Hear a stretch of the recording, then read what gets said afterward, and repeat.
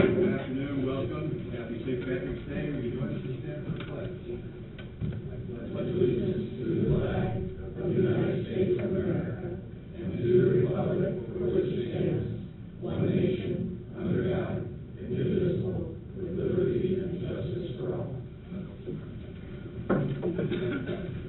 Thank you. Okay, first thing on the agenda is the minutes from November the 18th, 2014.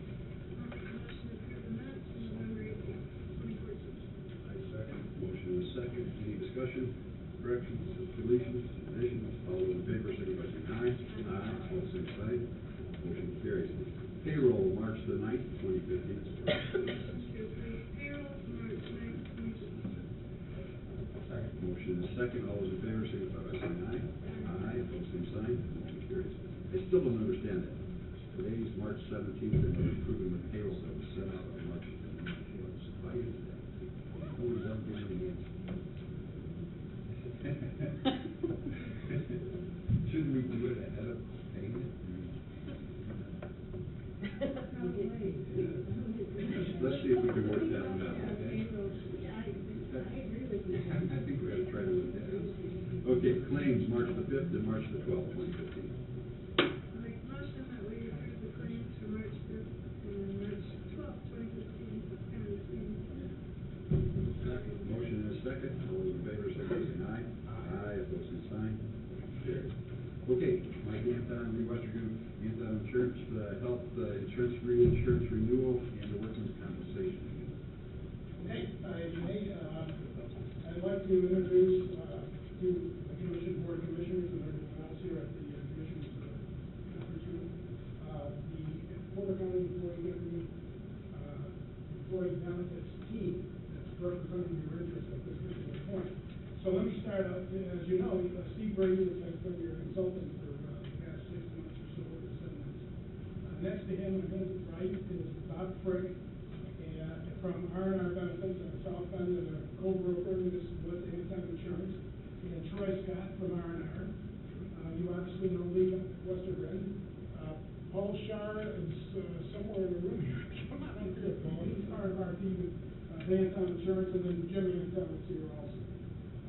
And with us also is Stu Miller from Stu Miller Associates and Ginger Miller. So if you would come up, please. They will start out and give you a presentation on last year's claims experience and other contractual relationships. We'll let them sit, please.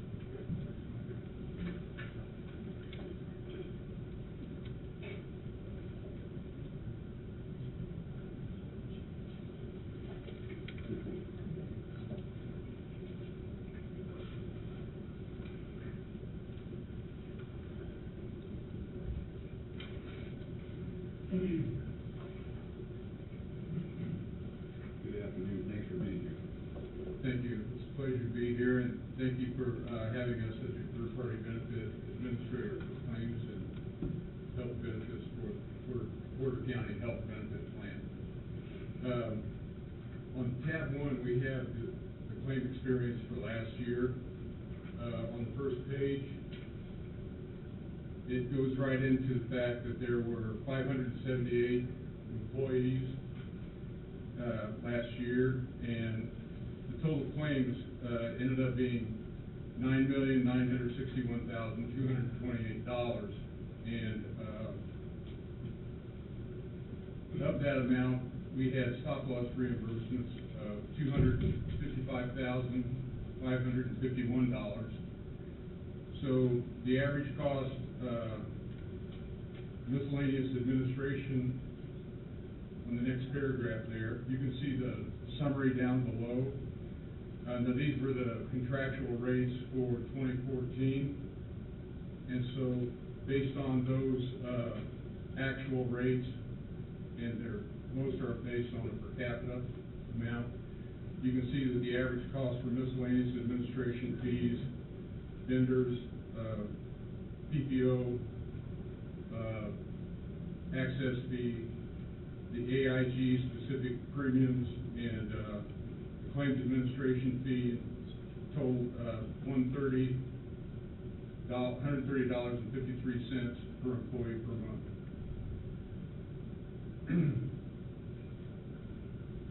There were a total of 19,436 claims, which represented $27,710,942 received last year. Actually, this is for the 11-month period because we have one more month to go on the time frame. Of the 19,436 total claims submitted, 10,483 were by the employees themselves, 5,013 were for spouses, and 3,940 were for dependents. On the next page, you can see that on the right-hand column, if you look at the percentages, there's been kind of a shift over time. There's more utilization in outpatient hospitalization and away from inpatient hospitalization, but in each category, 26% of your dollars are going into hospitalization for each category. So that's at least 53% of your claim dollars are going into hospitalization. And then the next highest, going down the line there, diagnostic, X-ray and lab, surgical, other like wellness, miscellaneous, major medical, physician, psych and substance abuse, and prescription drugs also contributed to the overall claim cost. On the next page,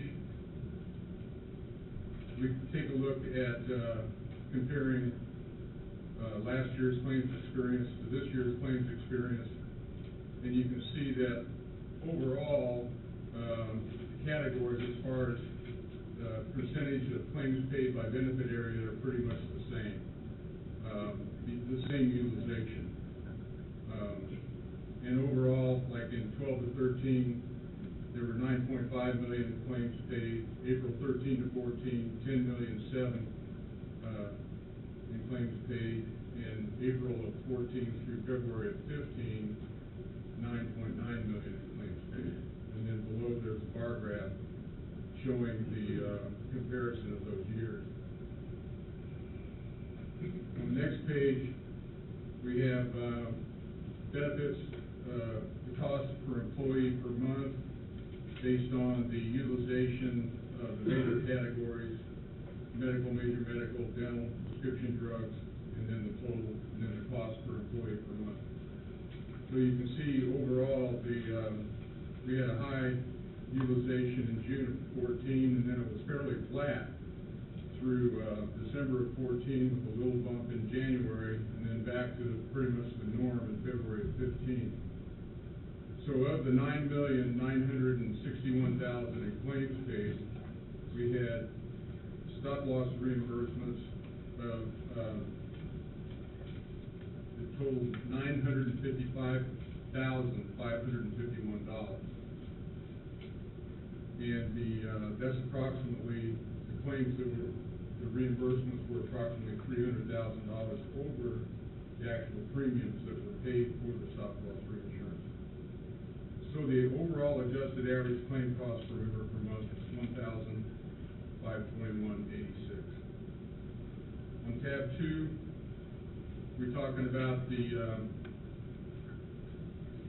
Stuart C. Miller and Company Claims Administration Agreement. We are proposing to keep these fees at the same level. We appreciate having the opportunity to work with Porter County government and Porter County Health Benefit Plan. And so the overall medical eligibility, flexible spending charges would stay the same.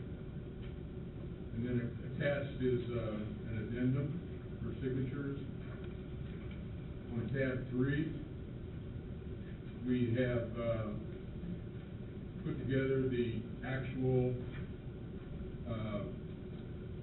put together the COBRA rates based on the actual experience of the plan. And so what we did is we put in all of the gross claim costs, the stop loss reimbursements, all of the vendor costs, added those in, and we came back with the single participation and the family participation, and we trended the experience. And if you go to the next page, you can see what the way the proposals came out. The proposed actual COBRA rate, if you went to the maximum allowed by COBRA, would be $852.61 for single and $2,093.10 for family. The actual is to the right there, so you could use either one, or you don't have to raise the COBRA rates. That's just the maximum COBRA rate. You can keep the COBRA rates, in fact, where they are now, if you so desire. On the next page, we have the HDHP HSA plan, and where their rates came out, $605.11 for a single and $1460.49 for a family. That's the max COBRA rate. And once again, the rates above are the ones that are currently being used. On tab 4 is a history of the stop loss reinsurance experience. And going across from left to right, you have the months, each month, the number of singles, the number of families. The attachment point in this particular category is for the aggregate attachment point. In other words, going into the agreement, they have an aggregate rate, actuarial rate. You take that times the number of participants, and you come to an attachment point. The attachment point is actually the threshold at which, if the claims exceed that amount, the county would be reimbursed. And that's just on the aggregate amount. Then there's a column with the claims paid, the actual claims paid category, claims paid by month, and then there's the column where it says specific stop loss reimbursements. So you can see that the specific stop loss reimbursements started in August and continued on through the end of the year. And then you have gross claims paid. Some claims that are paid are not under the actual stop loss reinsurance agreement, so they would be outside the agreement, but that column shows all claims paid. And then the actual year-to-date totals, which are the totals that I included into your report. Any questions on the stop loss reinsurance? This is a historical review. On the next page, we have tab 5, which is going to the stop loss renewal quotes, and we have an update with that. And I think that Bob Frick and Troy Scott will report on the stop loss reinsurance renewal. Are there any questions for the historical report for last year?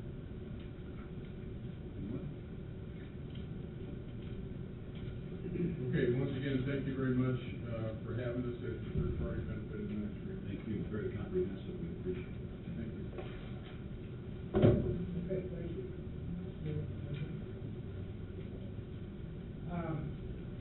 I might just add to the report, Dan said this, but I think that the consensus in Fort County employees, their relationship with Kendra Bullis, which is the lady that handles our times specifics, does an outstanding job. And she had a little medical setback a couple of weeks back, and she's doing well. Okay, at this point, we'll ask Bob and Troy to come up to the table, and they will present the county's reinsurance terms that Kansas City, everybody's worked very diligently at, and need to. Thank you.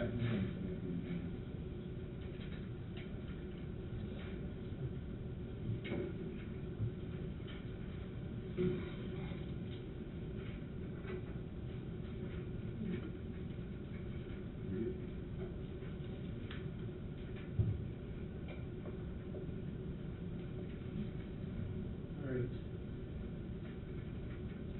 We have been working diligently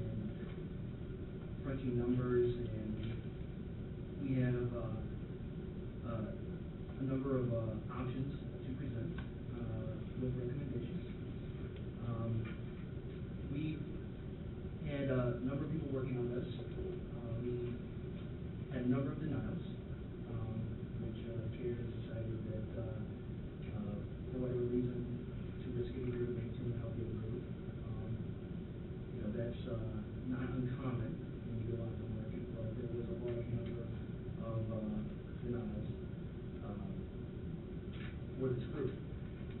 So it indicates that it's an unhealthy roof.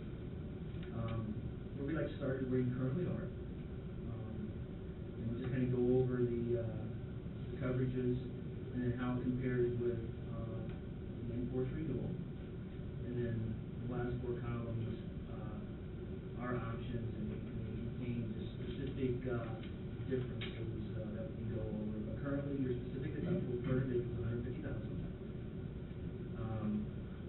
You have a aggregate coverage of $1 million reimbursement, and your policy aggregate deductible is at $13,011, or $13,011,821. Your estimated annual fixed costs are $733,440, and your estimated maximum costs are $14,295,260. That's currently where you are to date. You currently have a laser of $700,000 on one employee. The renewal with AIG is who your current carrier is, with the same parameters, same specific.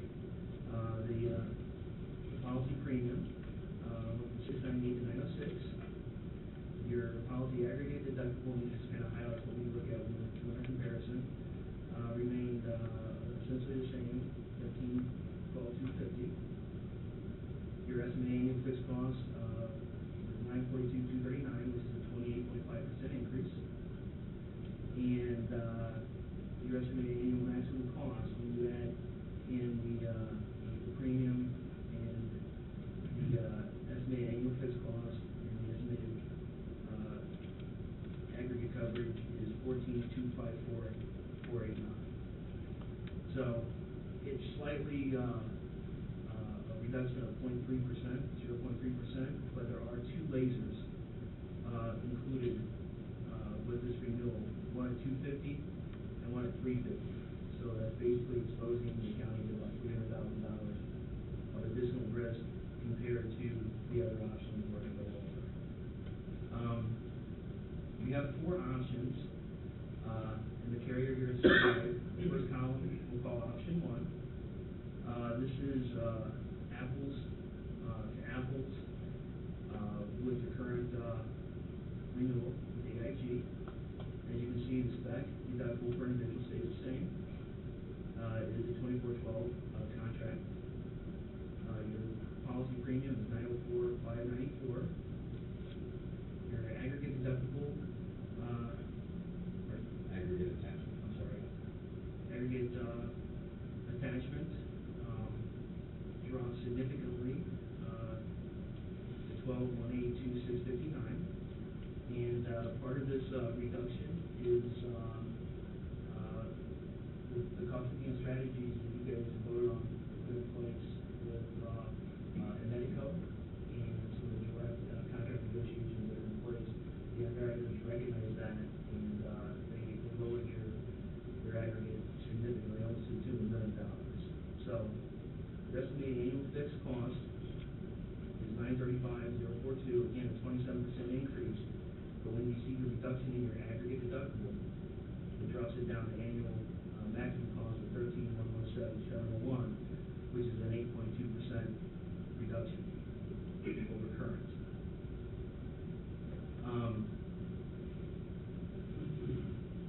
The two differences in options 2, 3, and 4, we've added in a couple of things. We've added in a specific deductible, aggregating specific of $100,000 option 2, and also on option 4. We are getting about $98 per 100. So essentially, with the specific aggregating specific, it essentially would cost you $2,000 if used with the reduction in premium you receive. So essentially, lesser risk is for an additional $2,000, you have the potential to save a considerable amount of money on $100,000. So the aggregate specific, when it's almost dollar for dollar, is somewhat of a no-brainer. We've added that into option 2 and option 3, or option 4. What option 3 has is transplant coverage, and we've added that in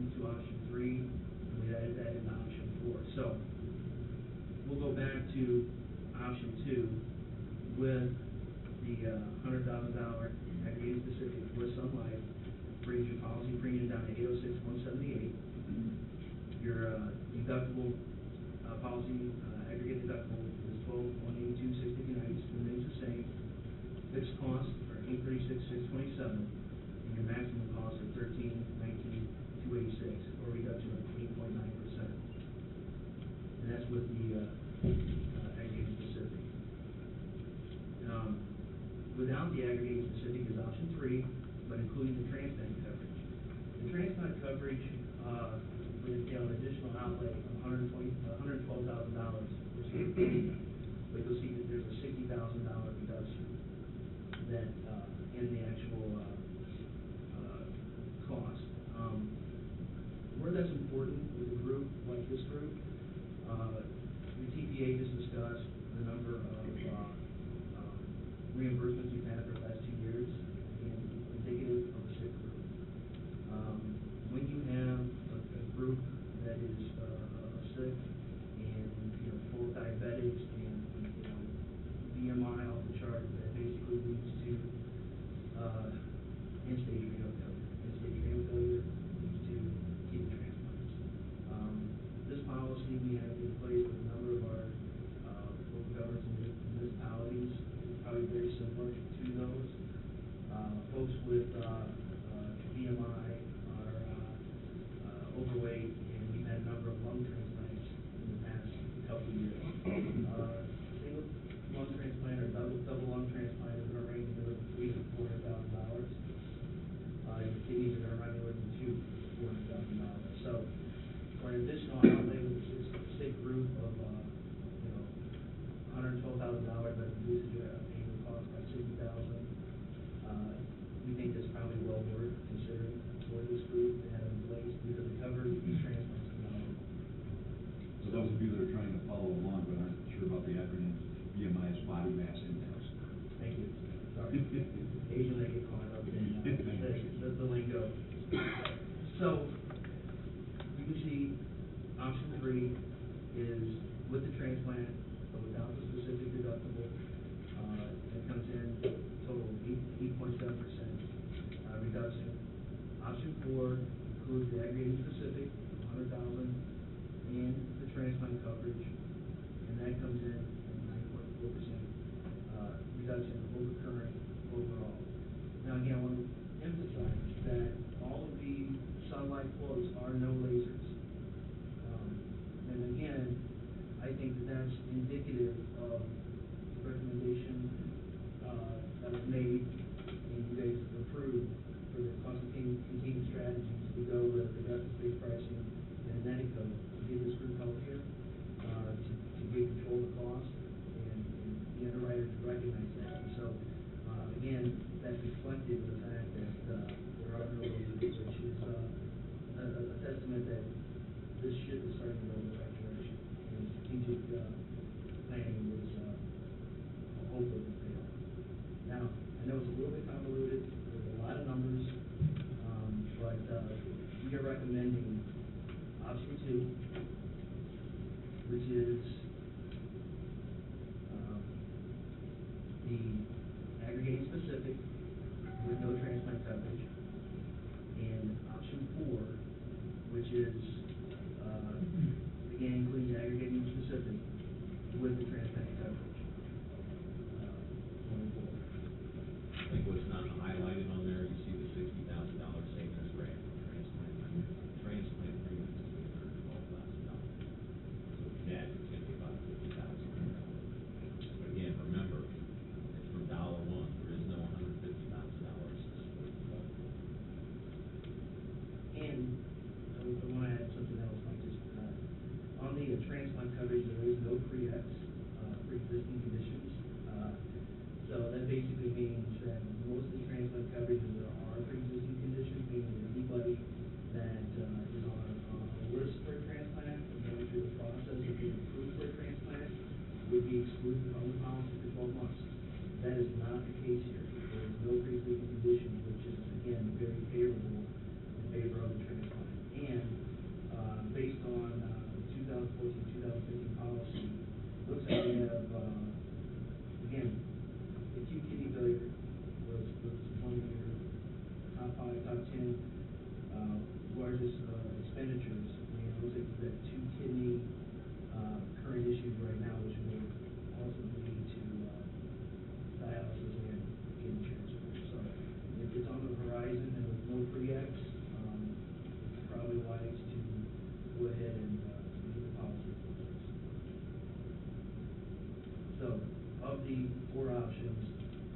second Sun Life option and the fourth Sun Life option. We would probably lean more towards the fourth Sun Life option because of the transplant coverage. Questions? The contract type, under the first part, current and renewal, it says paid, and then it's 24/12. That refers to the dollar amounts, is that what it's talking about? It's incurred in the 12 months, the 24/12 is incurred in the 12 months and paid out over 24. Okay. So again, that's, pretty standard. 24/12 contract.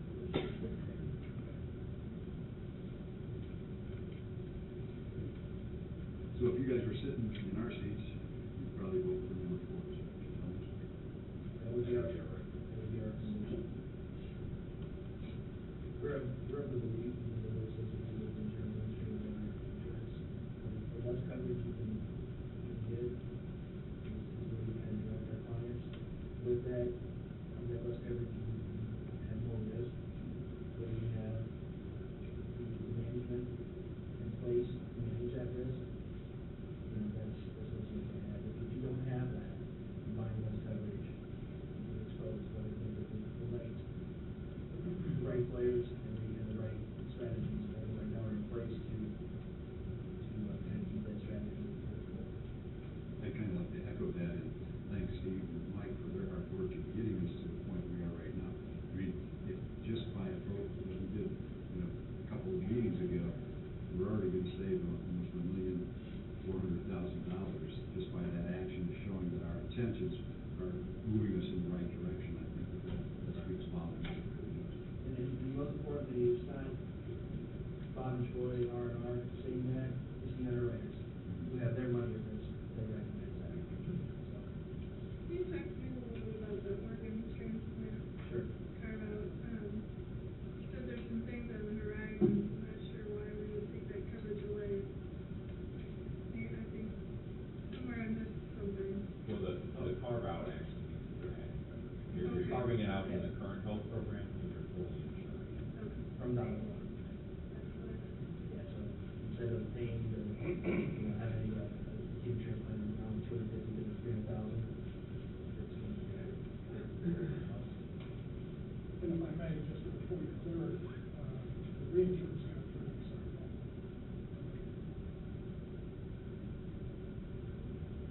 Okay. We need a motion. Select.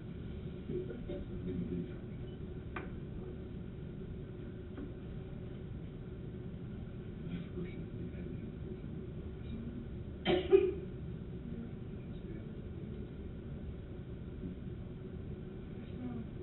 They're small in stature, they're very large.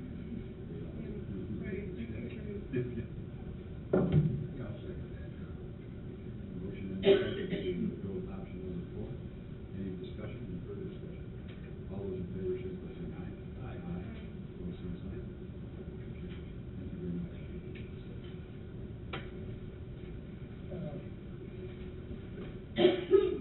Well, we just have a housekeeping thing, that will deal with, just so you say the public meeting, with a final disclosure statement, as part of the application that's online. We'll need to get some, Okay. There's nothing different contained in there than what we just discussed right here. Okay. Then we're fine. Thank you, Well, my gentlemen. part is new. I wanted to give you all a preview of the new ID card that everyone will be receiving within the next significant month or so. We will make sure that everybody has their new ID card before April 1st, as there has been the network change. This will be for hospital admission. Is it also for pharmaceutical, or is it going to be another separate? The Caremark card should stay the same, and that the Caremark contract is because we do for the physicians and the building.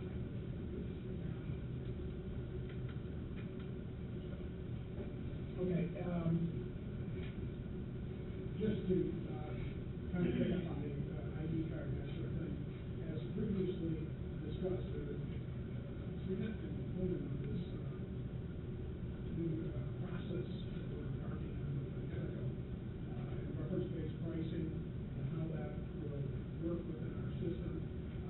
many cases, there's not many changes related to that at all. There is a little bit of an educational piece, and going forward over the next couple of weeks, there'll be a lot of scheduling of departmental meetings and that sort of thing, just to make sure everybody's on the same page and has as good of an understanding as we can convey in the first, couple of weeks of the process. I suspect that, part of this whole program of medical was voted on in terms of reference-based pricing is for the county to become aggressive at now that, the claims adjudication process. So, there may be some issues from time to time that will be dealt with, both on medical and student Miller, and through our respective offices, so, we'll have those education meetings. Just want you to be aware of that. Very good. In that regard, this would be a good time to announce it. Beginning with our first meeting next month, the commissioners are going to be seeing each of our departments on a regular basis. One half of the departments will be the first meeting of each month, and the other half will be the second meeting of each month. In the process of working out the details so we get the public notice right. But there'll be an executive session. It'll be a prime opportunity for you guys to show up, be able to meet with the department heads individually. For our first meeting, they're only going to be about 15 minutes. We have 10 departments to look at. So after that, we'll set times and dates for each of the department heads to come in, 5 on the first meeting of the month and then 5 on the second meeting of the month. And if you guys want to show up and have anything to add or any time, that you'd like to set aside for that type of thing, just let us know ahead of time. If you need additional time, because we are going to probably be limited those about 30 minutes per department. So. Yeah, that's a great idea. And we certainly will look at that schedule and any time, we'll certainly ask for it. Good idea. At this particular moment, I'd like to ask Steve Brady to come forward, and he just had a couple comments he wanted to share with the board as it relates to this whole process that's taking place. Really, he's been involved for 5 months now, or 6 months. Just some thoughts on the choice of the medical. We mentioned this a couple of times in the presentations here, but I want to say that they have done exactly what we thought they would do, hope they would do, immediately began working. Literally at the end of the last commission meeting, they were already working on the stock loss renewal and being given the go-ahead immediately. And they were seamlessly very pleased. I'm very pleased with how seamlessly they're working with Stuart Miller this week. That's vital, and that was what we knew that was going to work. I'm glad to see it now in process. And maybe as proof, and it's already been mentioned, as proof of their good work here. This stock loss renewal that they negotiated quickly with Sun Life is a very impressive $1 million or more savings. So that's, I think, as you already said, and immediately said, but it's just indicative of what they can bring to this. And there's several areas they're working on. We're going to be speaking the employee meetings, as Mike just mentioned. We have some hospital things we're working on as far as the custom network, and that's being finalized in the next couple of weeks. But and to Troy's comments, I think I just want to say that Troy mentioned the health of the group, and that just emphasizes to me, as we talked about, I want to emphasize again the importance of an organization like the medical and what they bring in their wellness and the disease management, to mitigate the risk in this group and to improve the overall health of the group, which is the most vital piece of this entire process. So pillar number 3 is what we call it. Yes, pillar 2 and 3. So it's happening, and I couldn't be more pleased by that officials there. Thank you, Stephen. Thank you very much for all the work. I know you put in a lot of time and effort, and I know by the text at 7 or 8 o'clock at night that you really worked hard. Thank you very much. Just one other point, your next meeting will be back. We're going to be before the meeting with some summary plan description verbiage that has to be, in a sense, tweaked to align itself with the reference-based pricing concept. So it's just kind of cleaning it up so that the document and the process are matched up. So we'll have that to you, advance your meeting, and we'll ask that you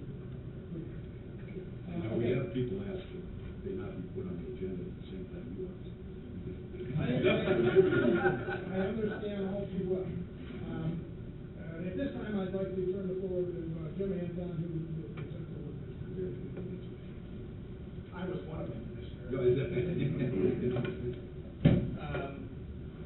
you, Mike. Yes, my name is Jim Anton, and along with Julie Mendoza, we handle the property and casualty side of the insurance for the county.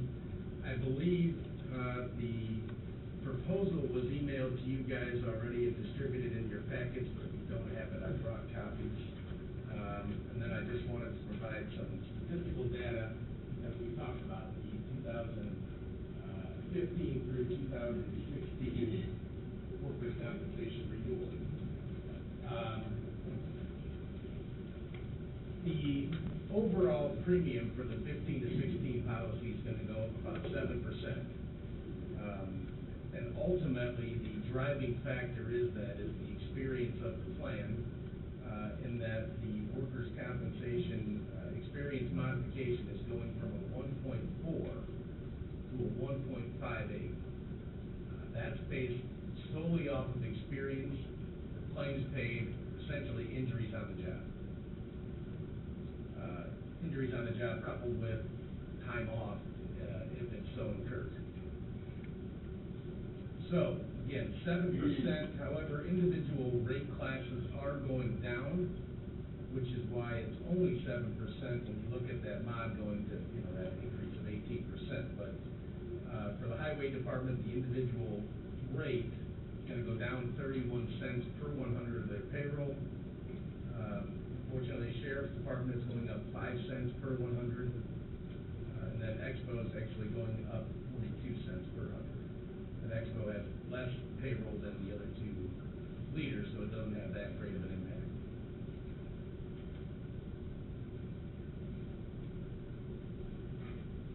In addition to the mod, I'll add one more thing, that the overall exposure, i.e. the payroll, has slowly been climbing, which also increases your premium. And I think those are really attributed to overtime and those kind of things. So you've got a lot of data there in front of you, and of course I'll entertain any questions you may have. Two numbers, what we paid last year, what we paid this year. Last year's total premium, which is on this first page of the spreadsheet there, 2014 to 15, the premium was $562,713. And then, and maybe you don't have a copy, but I'll give it to you. The proposed renewal premium is $601,669.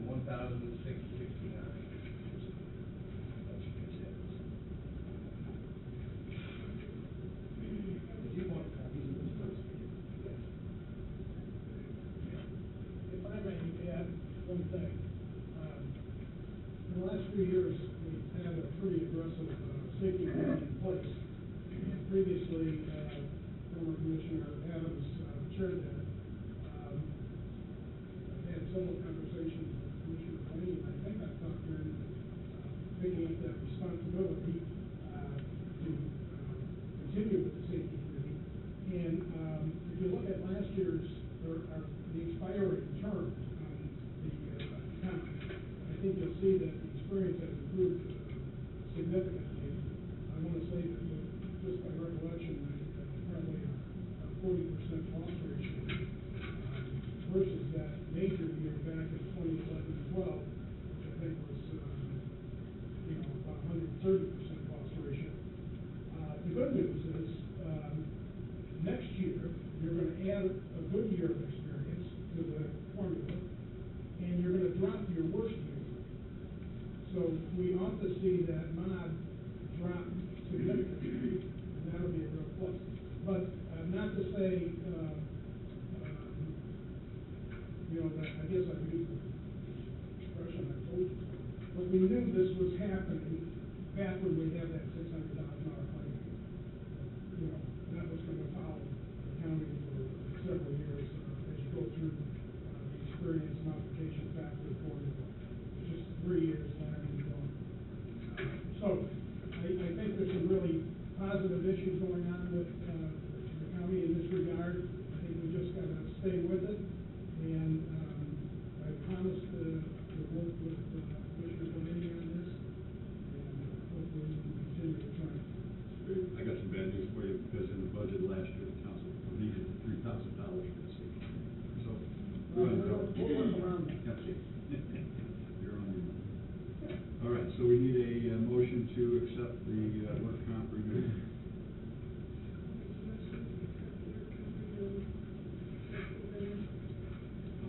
Motion and a second. Any further discussion? All those in favor, signify by saying aye. Aye. Opposed, same sign. Motion carries. Thank you. Hey, I forgot to add, if I may, but we did send it out to bid and got declinations from Travelers, AIG, and IPED, so. Okay, thank you. Thank you. Thank you. Mike. Okay, thank you. Thanks, everybody. Thank you very much. Okay. Moving right along. Orla, Kelly Hunter, Director of Indiana Venus Tourism. We're going to do State of Indiana Venus Tourism Vegetation and Cooperative Funding and Development Agreements. I saw this presentation a couple weeks ago, years ago, and I thought it was very good, and I think everybody should watch it. So, Orla, please. Right, well, I appreciate that. We just want to give you a quick overview of 2014 and what we've accomplished. We really do put a lot of effort into measuring the results. We are considered specialized economic development, and our core goals have not changed. We're going to be celebrating 30 years next year as an organization, and our goals are to bring visitors to the destination and to extend their stay. The longer they stay in our destination, the more money they spend in our communities, which improves the quality of life for us that call Porter County home. Everything we do is operated off of a strategic plan, and our strategic plan then has plans that are built off of that. Our strategic plan was given exemplary status when we got reaccredited this past year, and what that means is from the International Association that does our accreditation, we have now set the new benchmark for strategic planning for other DMOs that are going to get accredited. So that was quite an honor, and I was asked to speak at the national conference in Las Vegas last year on the plan itself. We have 4 key strategic goals that drive what we're doing. The first one is destination branding and marketing. And when we do the marketing for the destination, we're going out into the marketplace, and we're going after that Chicago market, and we're competing against the Michigans and the Wisconsins who have huge budgets. The state of Indiana has probably one of the lowest budgets in the nation, so we're kind of out there on our own. And so what we do is we lead with the big guns, which is the Indiana Dunes. A lot of people don't realize that the Indiana Dunes attract 3 million visitors annually, and it's Indiana's #1 recreational attraction in terms of visitation. To give you an idea in terms of what they're attracting, 20% are from Northwest Indiana, 20% of the visitation is from other parts of Indiana, 40% are from Illinois, 2% are from international, and 18% are from other states. That means 80% of the visitation is from outside of Northwest Indiana. Now, what we're trying to do is we're trying to get our destination the awareness, and so what we're doing is we're doing a lot of digital marketing. And what's great about digital marketing is we can actually track the results as it's happening. We can see if people are watching our videos, if they're going to our website, if they're requesting our brochures. So last year in our advertising, we had 60 million impressions, which equated to 50,600 clicks. We try to keep our bounce rate down to less than 50%, so our bounce rate was 34%, and the average cost per click was 79 cents. In addition to that, we're also doing our social media at the same time, so we're doing the Twitter, the Facebook, and so forth, so that's matching up with our digital campaign as well. What's also great about digital is if an ad's not working, we know instantaneously it's not working, and so what we're doing is we're constantly switching our strategy when we're in the marketplace. A lot of people know our bureau as a lot of guides, and these guides are the most important because when we do advertising, what it's doing is getting our destination in the top of mind, and so we're out there in the marketplace, just for consideration. But what we need those ads to do is get people to take the next step, and it's getting that information from us, and our activities guide is critical, and that's what's going to get them to either come to the destination and stay longer as these guides. So last year, our activities guide, we distributed 80,000, and we promoted 425 businesses in that guide.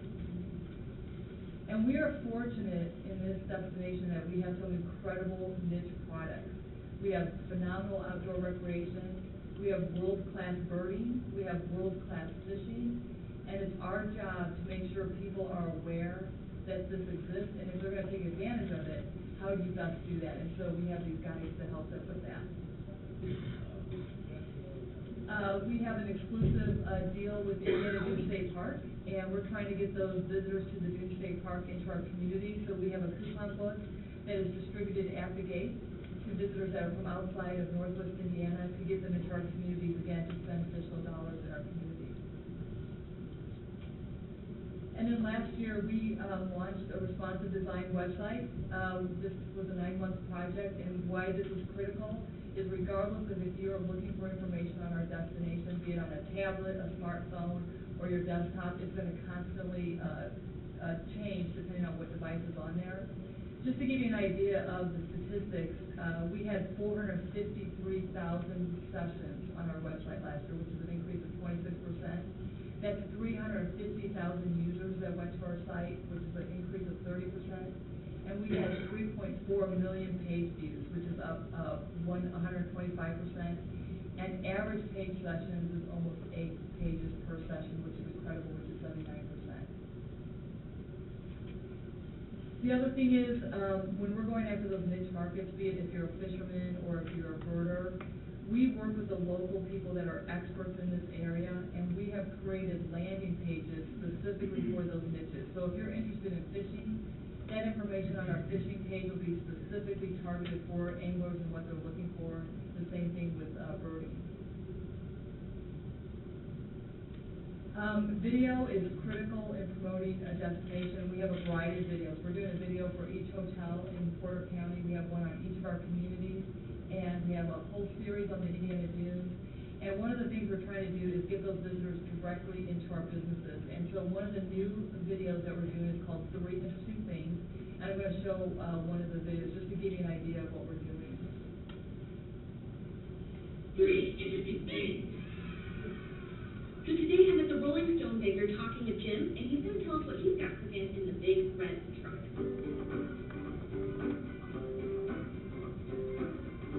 Hi, I'm Jim Chaddock. I'm chef and part owner of the Rolling Stone Baker Pizza Truck.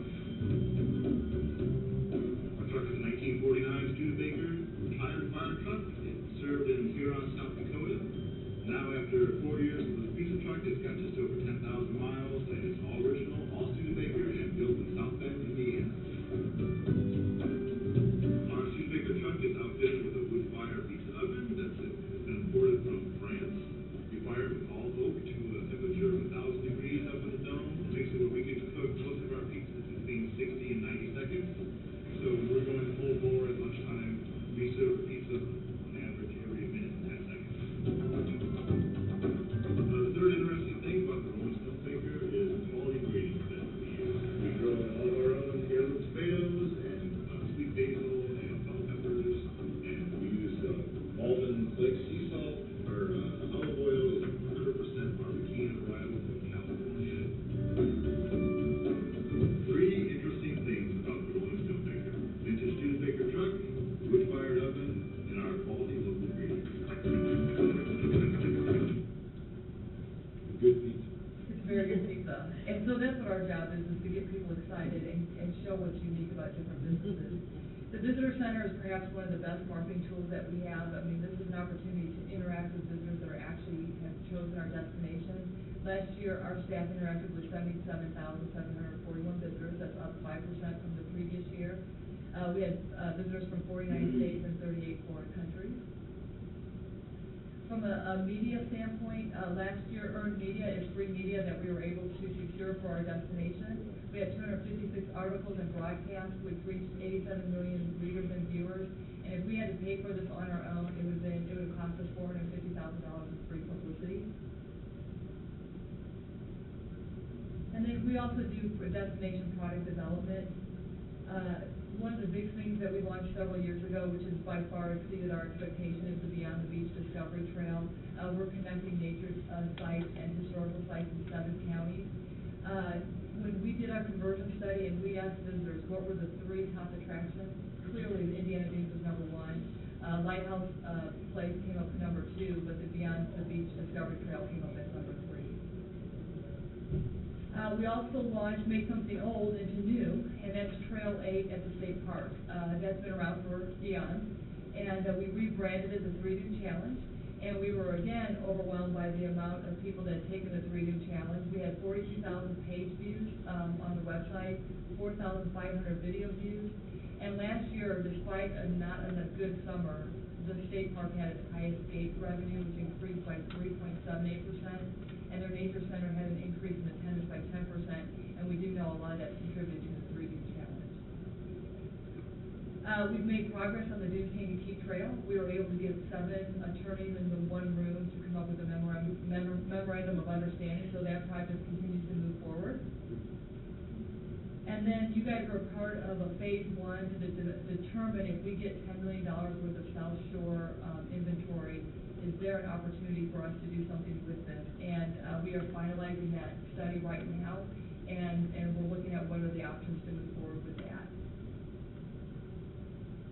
Again, we did on behalf of you guys, we went ahead and coordinated the sports study, which we released in January, that information. And we did the same thing as we oversaw the Expo Center redevelopment study as well, that we released publicly in January.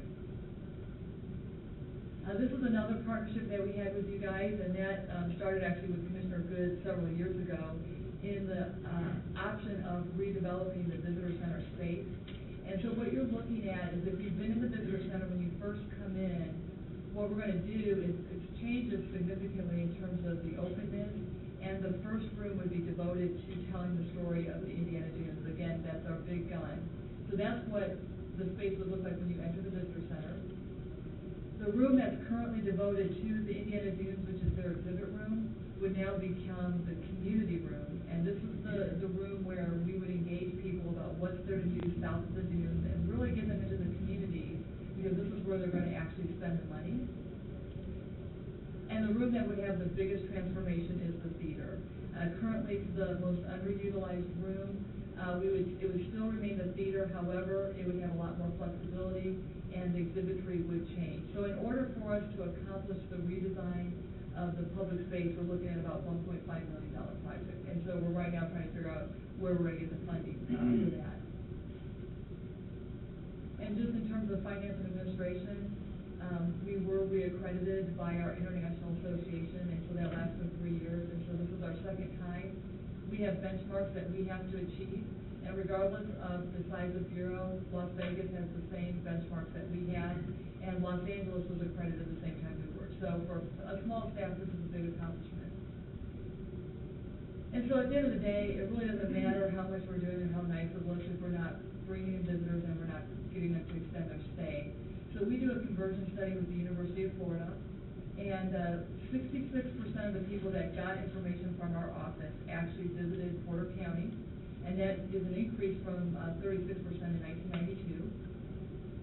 40% actually decided to come to our destination after they got our information. So that means that they were undecided, and then our information helped sway them to pick us. 34% visited an additional attraction because of our information. 28% increased the dollars they spent, and 21% increased the length of their stay. So we are achieving the goal of getting them to extend their stay. And the thing that surprised our researchers is 19% stayed in a hotel based on the information we provided.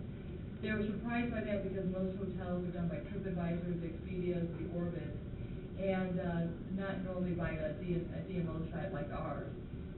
We were not surprised because when we look at the back end of our Google Analytics, almost the #1 reason people are coming to our site is because of the hotel information. So we were pleased with that. And that's it, and I'd be happy to answer any questions.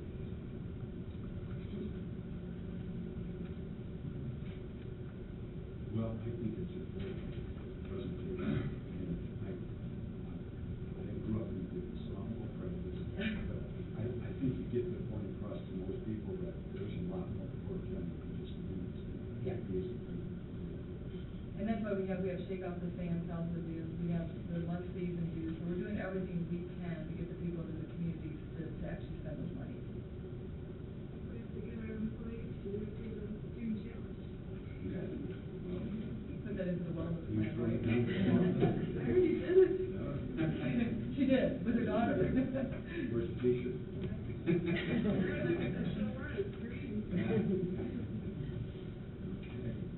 then we have the next item, which is the county venues. Okay, funding and development agreement? That's the one you want? Yes, we have, so how that works is we have $89,100 devoted in our budget to the 4 county venues. 40% of that goes to the parks for $35,040, which their board has already approved. The other 60% is divided equally among the Expo Center, Memorial Opera House, and the Porter County Museum. And so each of those entities get $17,820, and those are the 3 contracts that you have before you today. And that's typically because they don't have dollars for marketing, and that's what that forces them to do. That's exactly right. And you've been doing that for how many years?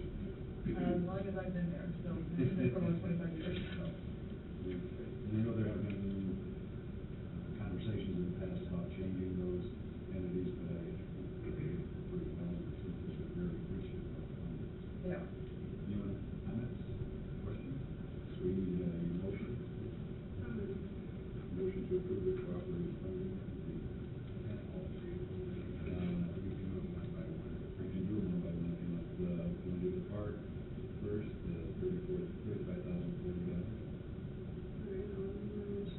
The park's already approved. We got museum, Memorial Opera House. Yep. There was a museum. Okay, and these are all for $17,820. Museum first, then? Sure. And get the motion, and get the second. All those in favor, signify by saying aye. Aye. Aye, opposed, same sign. Opera House. Opera House, second. All those in favor, signify by saying aye. Aye. Motion approved. The Opera House and the Expo Center is the next one. So moved. Motion second, all in favor, signify by saying aye. Aye. Opposed, same sign. Motion carries. That's all. Thank you, I appreciate it. Thank you, Lorelei. Great presentation. Great, thank you. Okay, officers and department heads. Sheriff Reynolds, generator maintenance agreement, alternative energy solutions, and we'll talk about glass replacement quote, and community proposal, extending LLC.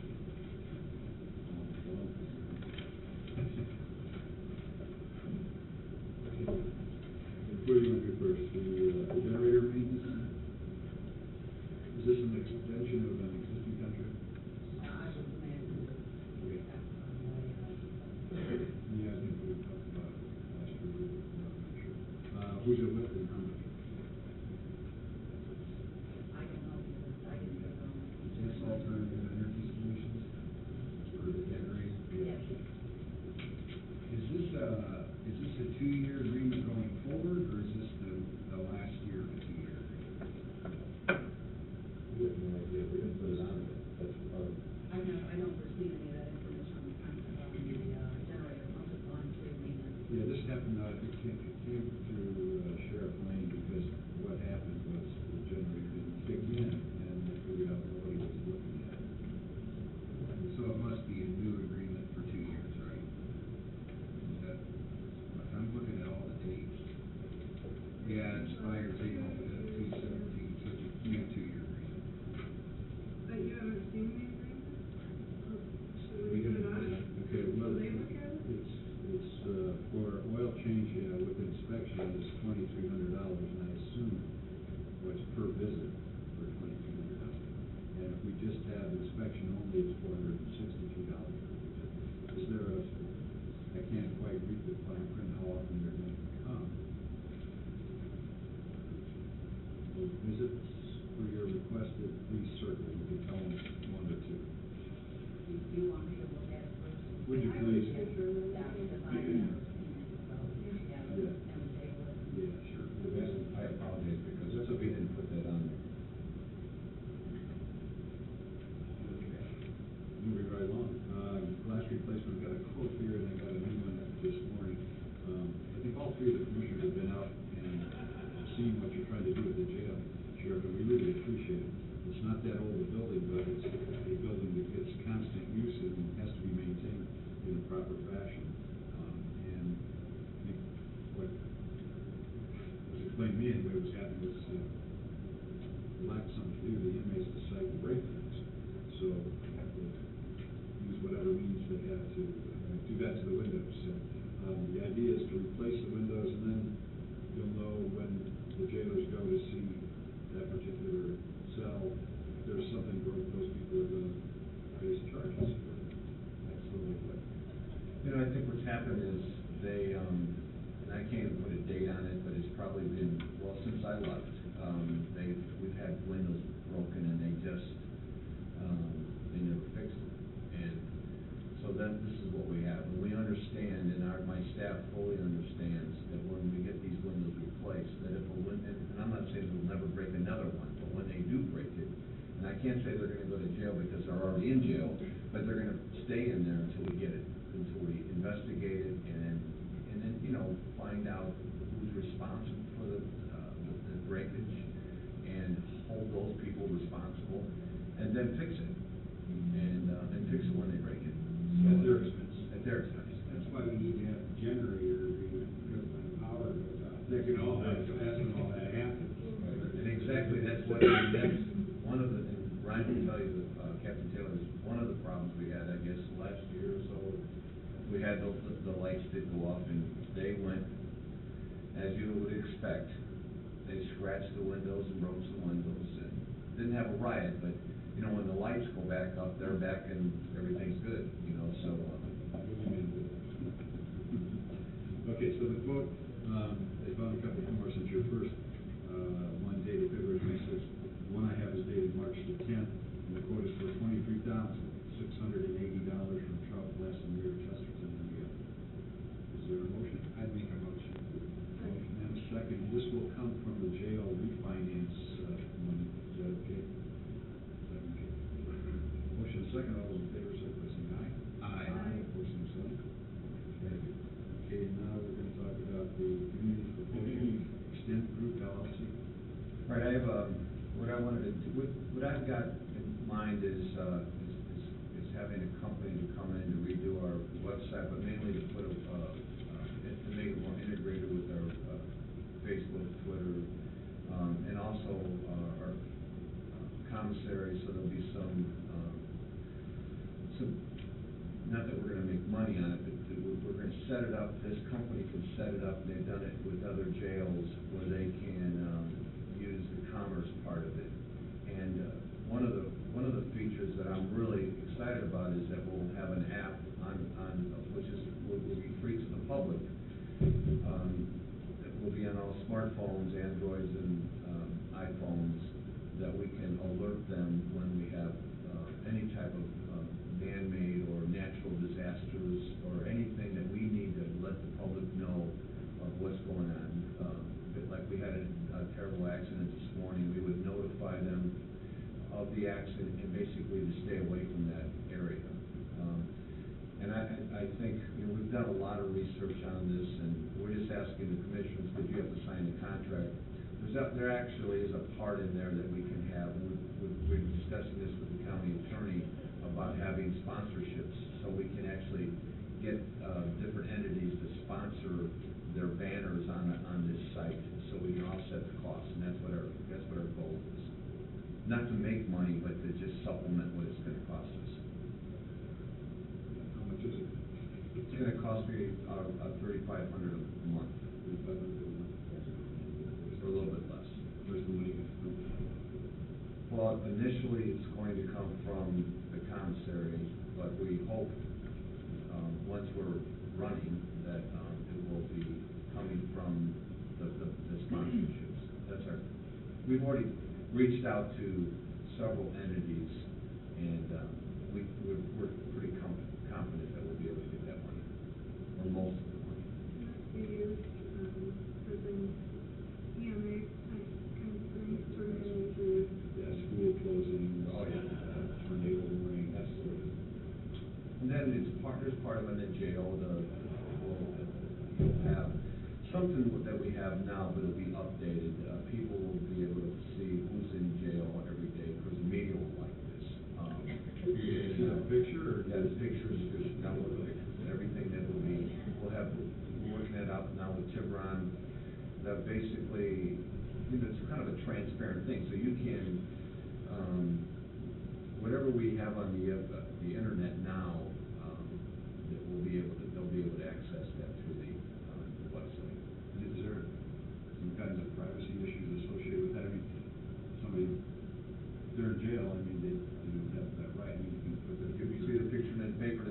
you're just gonna get a little bit quicker.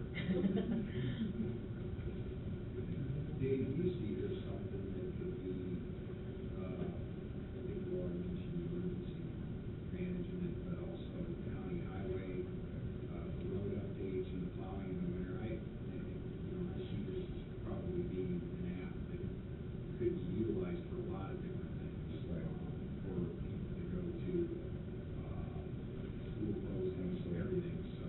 Everybody does certain things, but we need to make it, and I think we've talked about this, and I know you all agree, we need to have a get-together and have, and I know we're all meeting out, but we need to have like emergency management, like, meetings, where we all know exactly what we're all doing, and, we all get along, but we're all busy, but we need to sit down and really discuss, situations, like, not so much even weather, but even, God forbid something else happen, how we're gonna react to it, and what we're gonna do.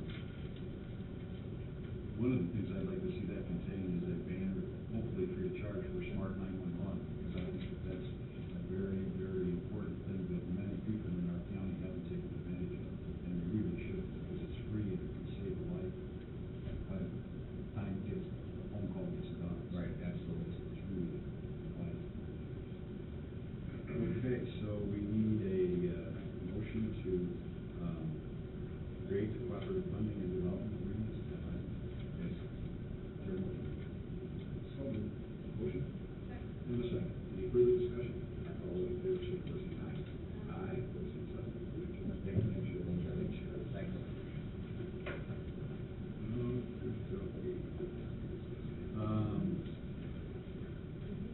Sharon Elizabeth. No, David James, I'm sorry. Got out of line here.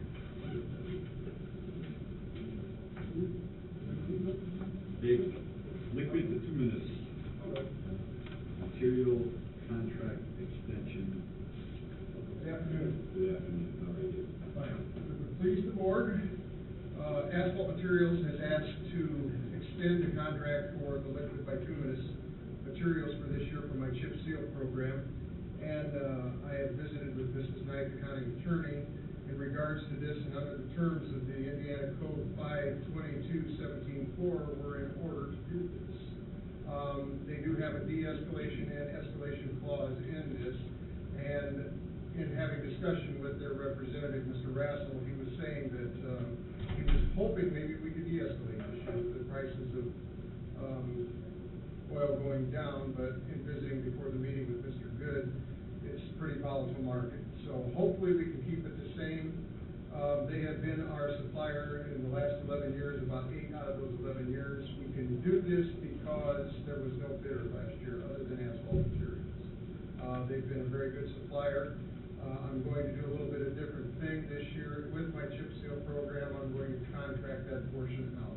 We are in dire need of about $1.5 million worth of equipment, and I can do it a whole lot cheaper with having the company come in and do that.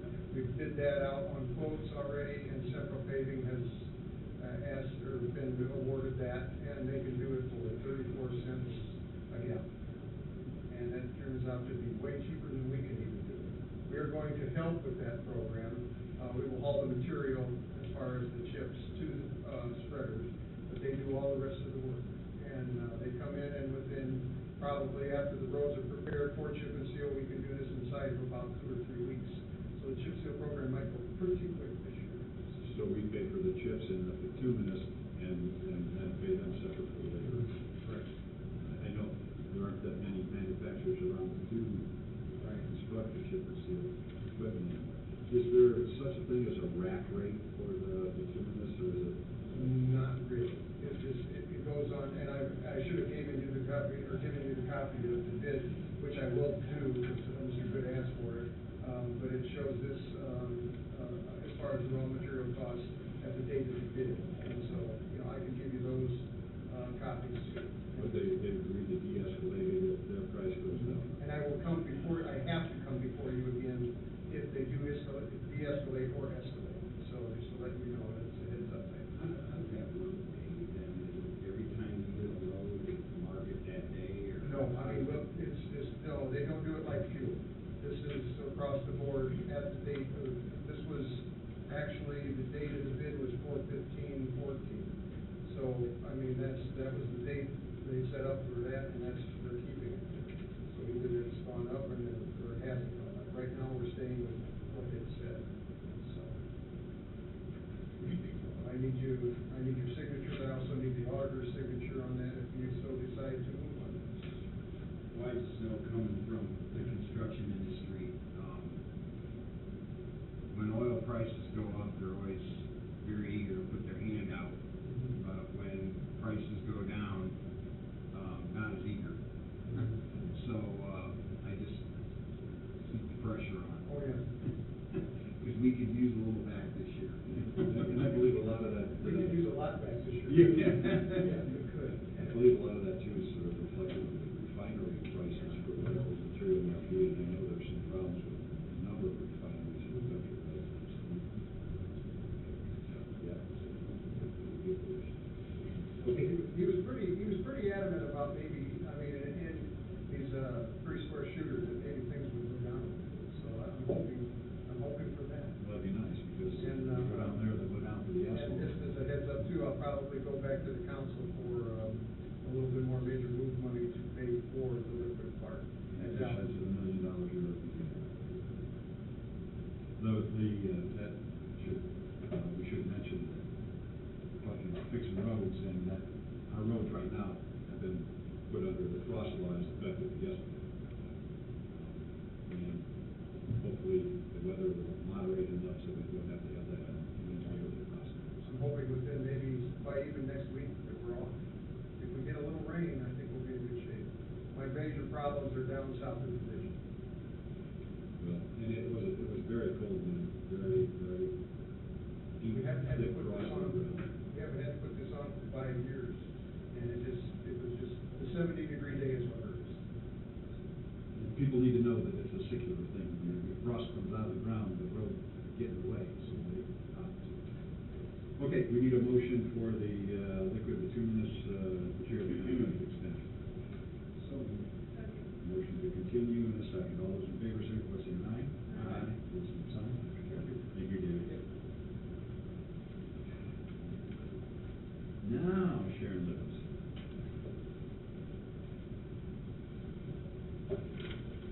Sharon, how come we always keep you till last?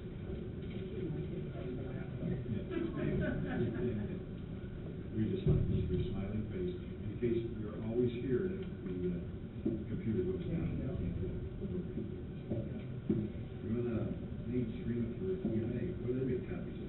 We are actually looking at a purchase agreement as well as a maintenance agreement for a copy machine that will also replace numerous very expensive color inkjet printers in the office, as well as replace their 11-year-old copy machine, which has served itself well. The cost is $6,085, and the maintenance is $314 a year, and that maintenance will be covered by the EMA budget. Any question? Make a motion. Motion? Second. Motion is second. All those in favor, signify by saying aye. Aye. Opposed, same sign. Motion carries. Thank you. Did you need my input at all on the computer project, or? Well, we're gonna get to that in just a minute here. In fact, why don't let's just have a seat there for a second. We're gonna move to correspondence, and we're gonna jump down to, number 7 on that line, so. It's a request for additional appropriation of the Commissioner's budget, Fund 1186, $250,000 to 2350 building maintenance, and this is the upgrade at the Sheriff's Department and the jail of the old phone system. And this is the last phone system that exists in Porter County that is still analog and is very, as old as a building and didn't get renewed when the rest of the county did, so it's the last one. It's worth mentioning that in the first, 3 years of the conversion with the rest of the buildings, I think the number was in excess of $400,000 that was saved. We had an ROI of 18 months, and once that ROI was met, we saw a yearly savings of $200,000.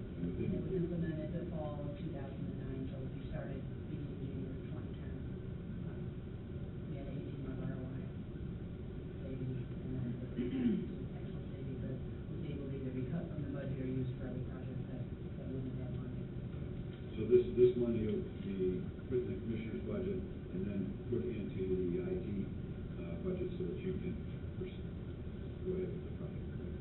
And I had originally asked for $250 for that project. Since then, we have refreshed the bids, and there was additional requests for an additional $50 if it's possible. And what that would do is, because we initially put in the original system the end of 2009, 2010, it is now 5 years old. It really needs to be refreshed with the latest version. That way, both systems will be completely compatible with each other. There will also be backups for each other if there was an outage. We currently back up each other between the courthouse and our building. So if there's an outage in one of those two buildings, the other side can pick it up. But this way, then we would be able to back them up as well. We would all be on the same version, same level of everything. Everything would be up to date. So if it's possible, if not, we can do that at a later time. I don't think we can put it there. I think we were gonna do that out of GCD building maintenance or existing seated building maintenance project. Isn't that what we discussed? Okay. So what's This will give the? them all the capabilities that the current county users have, phone trees, take your phone with you when you move, no cost of moving phone lines, eliminate a lot of the monthly fees, voicemails, it's, everything's done in-house, there's no additional cost. The only additional cost is the maintenance, which is about $25,000 a year. So there's a motion for the $250,000 from Fund 1186-2000 to 2350. I'll make the motion. Motion, is there a second? I'll second. Motion and a second, any further discussion? All those in favor, signify by saying aye. Aye, opposed, same sign. Motion carried. And if I could point out, some people seem to think when they hear VoIP that these are like internet phones, like people have with Comcast. They're not. It's voice over internet protocol. It's the type of protocol that's used. They are not over the internet. We have specialized digital phone lines that come in, replace the analog lines, and different systems. And it's the protocol that's used. It's not over the internet. It wouldn't be through Comcast, so we don't have to worry if there's a Comcast outage, people think our phones aren't gonna work. It's just the protocol that's used, so. Thanks for clarifying. Thank you. The rest of correspondence, we have a request for approval for an official bond for me for $300,000. I'll make the motion. Second. Motion is second, I will excuse myself. All those in favor, signify by saying aye. Aye. Opposed, same sign. Motion carries. Request for approval by Luann Shirley on behalf of Prevent Child Abuse to proclaim April 2015 as Indiana Child Abuse and Neglect Prevention Month. In addition, permission to have the pinwheel garden on the courthouse lawn and walk for a child be held on April the 25th, beginning on Lincoln Way, proceeding to Morgan and up to Fairgrounds Park. We can't help you with that part of it. We can only authorize the courthouse. We need to see the city of Valparaiso for the We've already done that. wildfire. Okay. Okay. So is there a motion for the courthouse to do the proclamation? Motion? Second. And a second. All those in favor, signify by saying aye. Aye. Opposed, same sign. Motion carried. Request for approval, Porter County Soil and Water Conservation District to proclaim April 27, 2014 to May 4, 2014 as Soil and Water Stewardship Week. They would like permission to place a small display in the lobby of the Administration Center promoting conservation. Motion? Second. In a second. All those in favor, signify by saying aye. Aye. Opposed, same sign. Carried. Request for additional appropriation Highway, Fund 1176, $20,000 to Fund 2310, tires, tubes, and batteries, winter season demand. I'll make the motion. Motion. And a second. All those in favor, signify by saying aye. Aye. Opposed, same sign. Carries. Request for additional appropriation Highway, Fund 1176, $50,000 to 2320, garage and motor supplies, high demand due to winter season. So, motion and a second. All those in favor, signify by saying aye. Aye. Opposed, same sign. Motion carries. Request for additional appropriation Highway, Fund 1176, $50,000 to Fund 3650, vehicle repair, high demand due to